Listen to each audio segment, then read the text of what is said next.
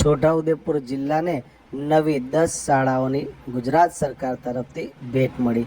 આ અંગે શું કહી રહ્યા છે છોટાઉદેપુર જિલ્લા શિક્ષણ અધિકારી આનંદકુમાર પરમાર, આવો આપણે સાંભળીએ।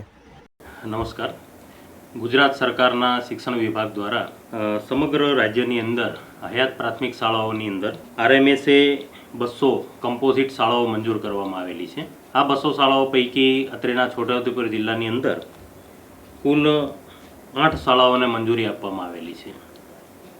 એ 8 શાળાઓમાં છોટાઉદેપુર તાલુકામાં ચિલરવાટ, હરપાલપુરા અને ખડકવાડા, જેતપુર પાવી તાલુકાની અંદર બોરધા, ઓલિયા કલામ અને સુસ્કાલ, જ્યારે કવાંટ તાલુકામાં બિલધા અને નળવાટ।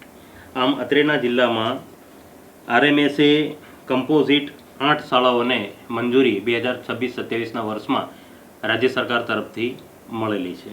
આ ઉપરાંત 26-27ના વર્ષની અંદર હરવાડ તાલુકો છોટાઉદેપુર મુકામે આદિજાતિ વિસ્તારની સરકારી માધ્યમિક શાળા મંજૂર થયેલી છે। તદુપરાંત ભોરદલી ગામે છોટાઉદેપુર તાલુકામાં એક આરએમએસએ શાળા મંજૂર થયેલી છે। આમ 2026 અને 27ના વર્ષમાં અત્રેના છોટાઉદેપુર જિલ્લાની અંદર કુલ 10 જેટલી શાળાઓ રાજ્ય સરકારના શિક્ષણ વિભાગ દ્વારા મંજૂર કરવામાં આવેલી છે। આ શાળાઓ મંજૂર થયેથી છોટાઉદેપુર જિલ્લાના બાળકોને, અહીંના વાલીઓને ખૂબ જ ફાયદો થવાનો છે। આ શાળાઓના કારણે અત્રે ડ્રોપ આઉટ રેટ છે શૂન્ય થવાનો છે, દીકરીઓને પ્રોત્સાહન અભ્યાસ માટે મળવાનું છે અને શિક્ષણની અંદર જે બાળકો પાછળ રહી જાય છે કોઈ કારણસર, એમને પ્રાથમિક શાળાની કેમ્પસની અંદર જ અભ્યાસ કરવાનો એમને લાહવો મળવાનો છે। પ્રાથમિક શાળાના કેમ્પસની અંદર જ આરએમએસએ કમ્પોઝિટ શાળાઓ મંજૂર થવાના કારણે વિદ્યાર્થીઓ પ્રાથમિક શાળાના કેમ્પસની અંદર જ માધ્યમિક શિક્ષણ પણ પૂર્ણ કરી શકશે।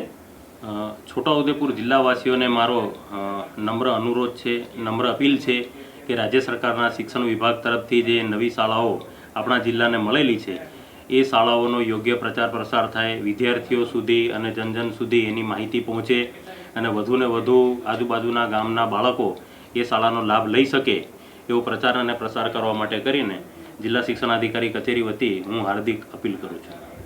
છોટાઉદેપુર જિલ્લામાં આરએમએસએ કમ્પોઝિટ કુલ 8 શાળાઓ, એક સરકારી માધ્યમિક શાળા અને એક આરએમએસએ શાળા, એમ કરીને કુલ 10 જેટલી શાળાઓ મંજૂર કરવા માટે કરીને રાજ્ય સરકાર અને શિક્ષણ વિભાગનો ખૂબ ખૂબ આભાર વ્યક્ત કરવામાં આવે છે।